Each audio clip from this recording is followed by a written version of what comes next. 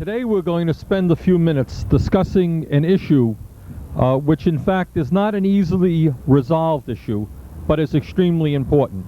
And that is the need for those people who are driving cars to respect the laws of the city of Burlington, and in fact all communities, in terms of stopping at stop signs, stopping at red lights, and allowing people to cross the street where they have the right of way. And with us today we have Jane McDougal, who is an individual who has been very active in fighting for the needs of the handicapped. And one of the things that we're going to try to accomplish today is to allow people to understand how the streets and how crossing streets looks to a person who is visually handicapped. I think, Jane, why don't you say hello to the viewing audience? I have a interest in crosswalks of the right-of-way. Pine and King is very disastrous. Maple and Pine is very disastrous. St. Paul and King is very bad. And Pearl and Elmwood are very bad. Okay, Jane, let me ask you a question, okay? You are visually handicapped, so it's not very easy for you to see cars streaking down the streets. What kind of problems do you have and do other people have who are visually handicapped in getting across the street? They have basically the problems of crossing the streets when it's right on red, when they have stopped, when right on red was in the law of 1979 to change the cars so they can turn right on red. Up on Church Street and College, there is a sign that says one way only, and there is a sign 2 blocks down that says right on red, don't turn right on red because of accidents. They are doing construction with a Southern Connector, and it's fouling up everything and putting a load on Pine Street. Okay, I think that the point that you're making is that for all people, and maybe most especially the visually handicapped, that your view is that drivers very often are careless and maybe drive too fast and can make life very difficult for people who have a hard time seeing. Is that correct?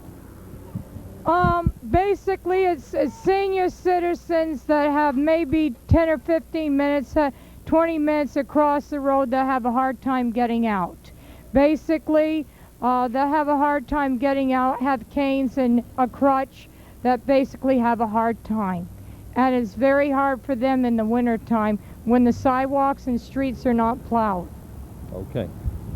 You know, I just want to add my 2 cents to say that, you know, I become really outraged, and I think many people do, when you see cars in a city where we should be traveling 35 or 40 miles an hour, zooming down the streets, ignoring stop signs, and basically just going too fast for the public good. We have children, and we have some kids who are watching us right now, right? Okay, and I think that in terms of the safety of all the children, safety of the senior citizens, and the visually handicapped, we ask people to remember that when they're driving in a city, take it easy. Slow down, obey the stop sign, allow people the access to the crosswalks. The right-of-way is the pedestrians, not the cars, and show some respect for people who are walking.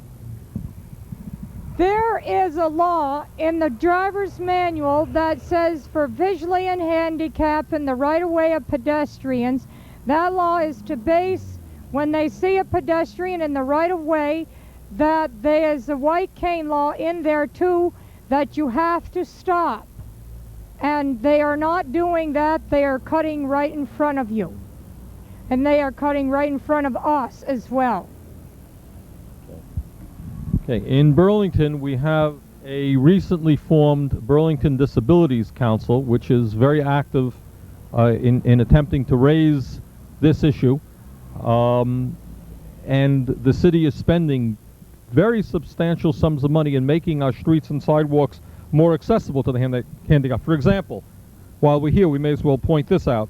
This is a curb cut, which is similar to, well, I suppose hundreds of curb cuts that are now being made throughout the city of Burlington, which enable people in wheelchairs to be mobile, to get around the sidewalks.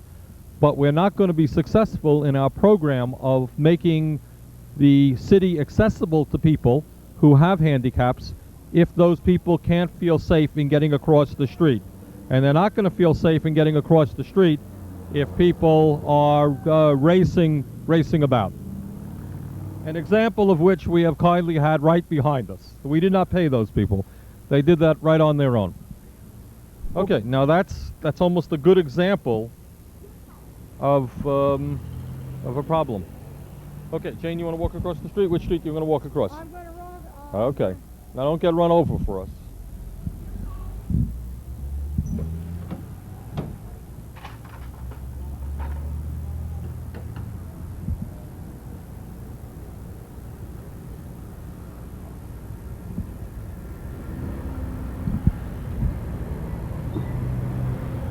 Great.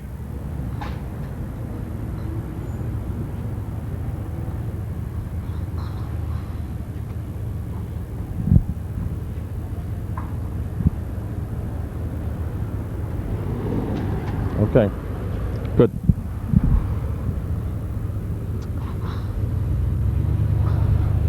Okay. Okay, I think what Jane is going to demonstrate the difficulties that somebody with a visual impairment has in crossing the street. Many of us don't really realize how difficult it is. So I think we'll just keep an eye on Jane and watch. Okay, this is good. Okay. Okay.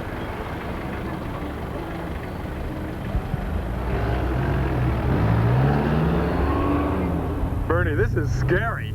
Yeah, I know. We're sitting here being very scared, and this is something that Jane and many hundreds of people throughout the state of Vermont do every single day. And they are. She's not walking in. All right. Now. So Jane, you didn't walk in the crosswalk because that person was parked there? Is that right? That's right. All right. So Illegal park. that's an example of somebody who is illegally parked. Right there, who is blocking the crosswalk. Right. Well. And I think what ends up happening is that people don't realize what they're doing. Here's the situation outside the post office. Somebody just parks there for a moment while somebody goes in and mails a letter, and they don't mean any harm, no big deal. And yet what it means is that somebody like Jane or a child has got to then go around the outside and is subjected to a lot more difficulty and danger. That's right. Okay. And I gather that happens reasonably often? 365 days a year, 7 days a week. 365 days a year, 7 days a week, this presents a problem. And we're going to the post office or going across down to Pine Street, crossing the Handy's Market. It doesn't, and to the King and Elmwood Avenue. It doesn't make any difference in part of the city. They still cut in front of you. That's a very good example. Same way with elderly people. It takes them about 15 or 20 minutes to get across the road. How about the system in that they have in Montpelier with the bells? Do you know anything about that, Jane or Bernie? I did a thing one time with a group with the visually impaired and totally blind. They didn't want bells in the city of Burlington. They figure it would be a problem that you would have to go by the bells like you do down in Watertown Square, where I went to Perkins School for the Blind. They have bells there, and it's a law to have them because it's a residential area. And I went there for 2 years and 6 months to learn how to cross the road. Okay, I think the concluding remark that we want to make, and not only on behalf of the visually handicapped, but for children, for the elderly, and for all people, is that we ask people who are driving cars to understand that the streets belong to pedestrians, that people have a right to get across the street safely without having to run. For elderly people, we don't want elderly people running across the street, and that essentially we need consideration on the part of motorists for the pedestrians. So, Jane, I want to thank you very much for your help. I'm very glad to do this piece of article. I wanted to do it for about 5 years to stress the point that it really is a necessity to make a public awareness. As I said, it's in the driver's manual. They should read it, but they don't. Thank you again, Tim. Okay, what I would like to do now as part of this program is to chat a little bit about the healthcare situation and try to explain why we're doing what we're doing here in the city of Burlington.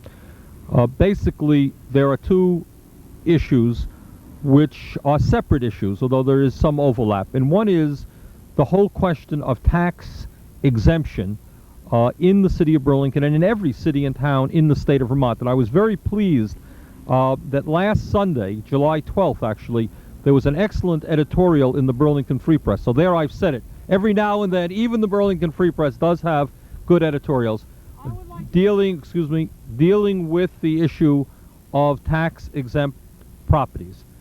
And the point that the Free Press made, and that I want to reiterate, is that we are looking at an approach which is in many ways well over 100 years old, and it doesn't make any sense. Let me give you an example of what I mean in terms of the Medical Center Hospital of Vermont. Nobody argues that the Medical Center Hospital of Vermont is a local institution. Obviously, the people of Burlington use it, but so do people throughout the state of Vermont. And in addition to that, many people from New York State and New Hampshire utilize the medical center. It is a regional facility. It makes no sense to me at all that there be one community which subsidizes through local tax exemption that institution. Any more, I should point out, than the people of Montpelier should subsidize the functioning of state buildings in Montpelier, or the people in Waterbury subsidizing the Waterbury facility. All of these facilities, whether it's the state capitol, the mental hospital in Waterbury, the other state buildings in Waterbury, state forests, welfare office, unemployment offices in various cities, these are all serving all of the people of a region or of the state of Vermont. And it does not make sense to say to the taxpayers of one community, we're going to raise your taxes to provide the police protection, the fire protection, and the other types of protection, the other types of benefits that you get because you're located in a community. Now, the other issue is that we have concerns with not only the issue of tax exemption, which is important, but probably what is even more important is the whole question of affordable health care and the necessity, the need for all of our people to receive the quality health care that they are entitled to as human beings at a cost that they can afford. And that raises some tremendous questions and important issues that I hope that the task force on health care that I put together will be dealing with. Right now, in the United States, we have a crisis in terms of the affordability of health care. During the last 20 to 25 years, the cost of health care has absolutely gone off the roof. Some 20 years ago, we were spending as a nation about 6% of our gross national product on health care. We're now up to 11%. Years ago, people used to be able to pay their health care cost out of their own pocket. Now you're talking about not only having the need for Blue Cross Blue Shield or other private health insurance, which is now very, very high, but also understanding that many people who can afford these health insurance programs, on top of that, are going to have to pay substantial out-of-pocket costs for health care. For the elderly people, the problem is very dramatic. Despite Medicare, elderly people are spending about 22% of their health care cost out of their own pocket. When an elderly person has to go to the hospital, Medicare does not cover all of their expenses. They're going to have to go deep into their own pocket, and many of our senior citizens simply do not have that type of funding. So the question is, it seems to me, basically two parts. Number one, how do we provide quality health care for all of our citizens? Poor people who now have slipped through the safety net, so-called safety net, who have no health insurance, middle-income people who have health insurance but still have to pay substantial out-of-pocket costs as well as high premiums on their health insurance. How do we do that? Well, I think for a start, our nation is going to have to be very, very clear and say that health care is a right of all American citizens. That's number one. And that every American citizen, no matter what their income, is entitled to quality health care. The second point is that it seems to me we're really going to have to debate and discuss the issue of whether in this country it is acceptable that medicine and health care in general be practiced as a private business. It is no secret that while many, many physicians and people who practice medicine are some of the most decent people that one is going to come across, who are working day and night for the betterment of humanity, I think it is also fair to say that there are many people in the medical profession who see their jobs primarily as a business, no difference than any other corporation, and their job is to make as much profit as they can and as many dollars as they can. And it is no secret, if you look at the health care industry, and some people refer to that industry as the medical industrial complex, if you look at the profits of the drug companies, the medical equipment suppliers, the medical insurance companies, if you look at the income tax returns of many individual physicians, you are seeing an industry in which tremendous profits are being made. And I think it's important to raise the issue as to whether or not healthcare, which provides the most basic need of humanity, whether that whole industry should be run in a profit-making way. Earlier this week, I and several members of our task force visited Ottawa, Canada, to get a glimpse of what's going on in that province in terms of healthcare. And on August 25th, we're going to be visiting Montreal, Canada, to see what goes on in healthcare in Quebec. And it seems to me that it's important that we learn, as Vermonters, what is going on just 50 miles north of the border and learn what are some of the positive aspects of their healthcare system. And I think one of the things that we learn is they have solved two problems. I mean, their system by no means is perfect. Nobody thinks that. But they have solved two problems that we have not. Number one, in Canada, healthcare is universal. Regardless of your income level, you are entitled to all of the healthcare that you need at virtually no out-of-pocket expense. You have a government-subsidized program which provides quality healthcare to all of the people without people having to wreck their life savings, take their life savings out of the bank in order to pay for their needs. That does not exist in Canada. They have solved that problem. Second of all, they have solved the problem of the escalating cost of healthcare. Their healthcare has been much more stable. The cost of their healthcare has been much more stable than it has in the United States. We're going off the roof. Their costs are rising, but nowhere near the degree to which they are in the United States. So those are two areas that I think we should look to Canada for guidance on. There's a third area where I think Canada is also ahead of us, although we have some positive manifestations in the United States of this dealing with this problem, and that is how we regard health and health care. In Canada, it seems to me that there is an understanding that healthcare is more than treating sick people, that the focus of attention has got to be on how we keep people healthy. People, in many instances, are born healthy. How do we keep them healthy, rather than how do we spend billions of dollars treating people who are terminally ill or have very, very serious diseases? We've got to do that too.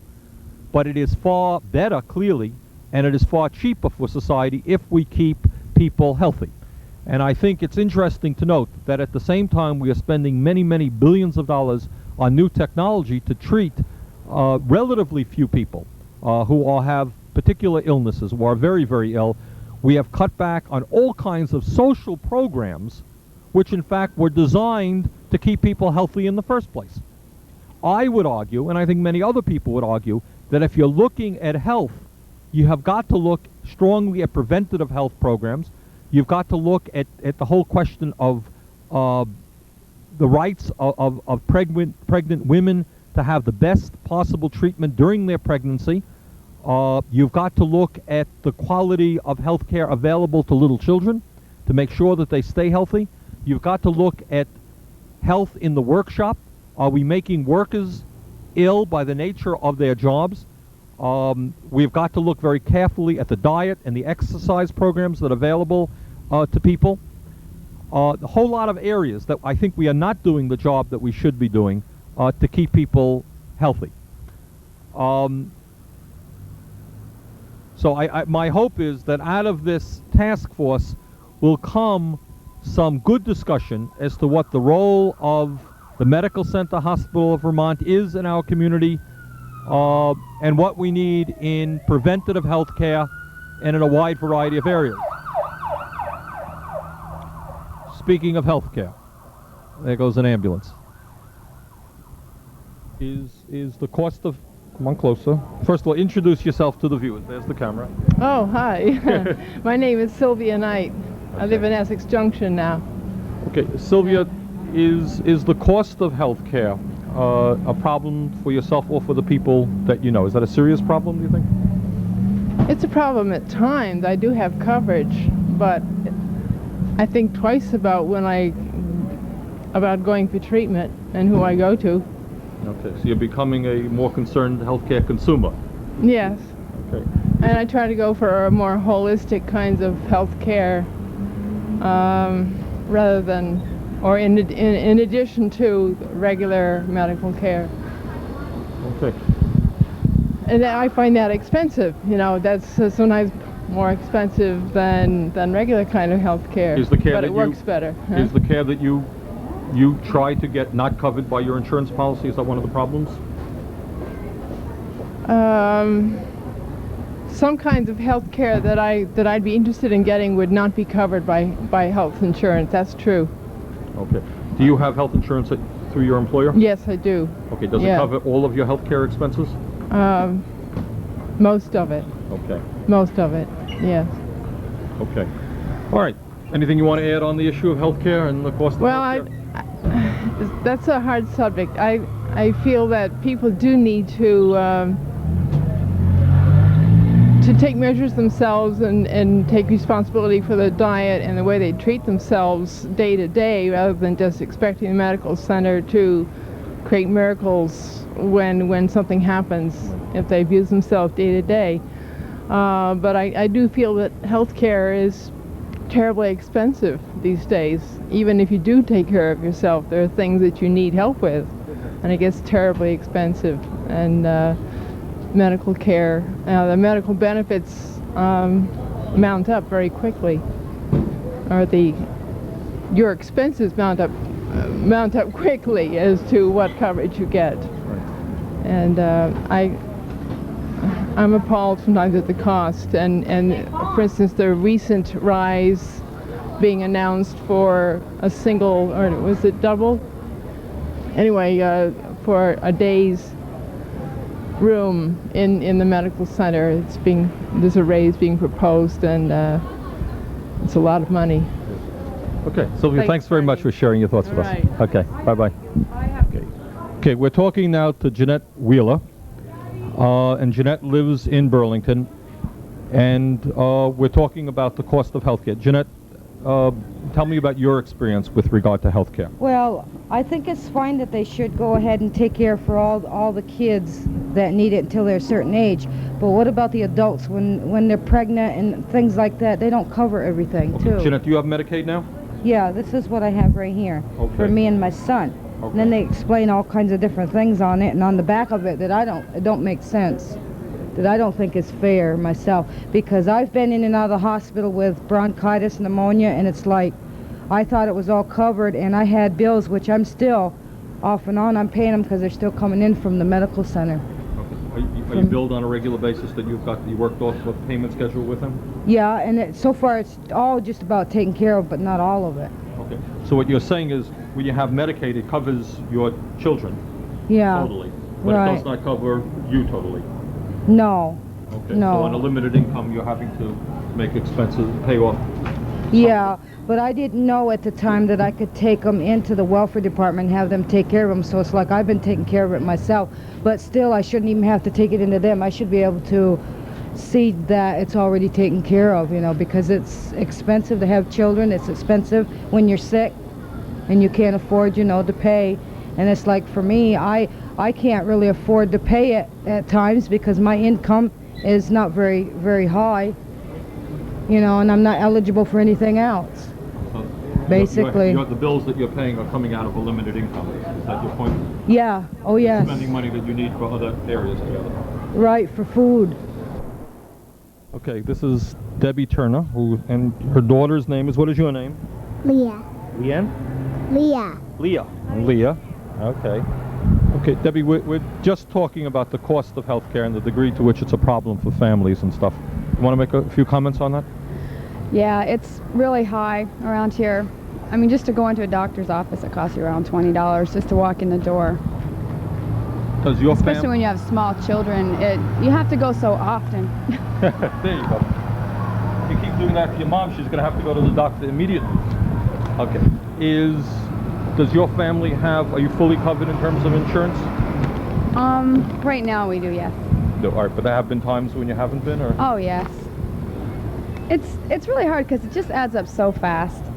And it's usually something unexpected, you know, so and it goes up, and every test costs separately, you know, it just skyrockets, and I'm really amazed that they can charge so much just to walk in the door. Is most of your experience that you're talking about in terms of doctors or the hospital or?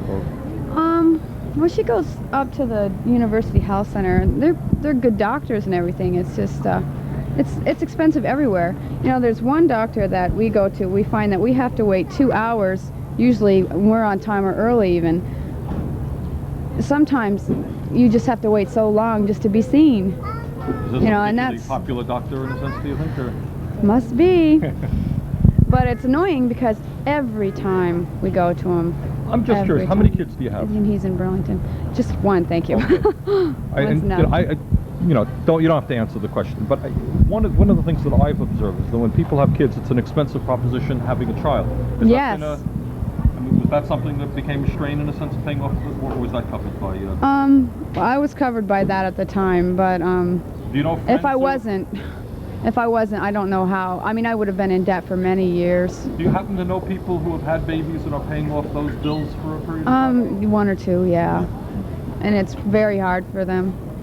I mean, just to have a child, it's expensive enough to raise a child, but to have to pay thousands of dollars just to give birth to one, I mean, that's a lot of money. Okay, Debbie, thanks very much. Sure. Okay, I appreciate it. Come on, Leah. Bye-bye, Leah.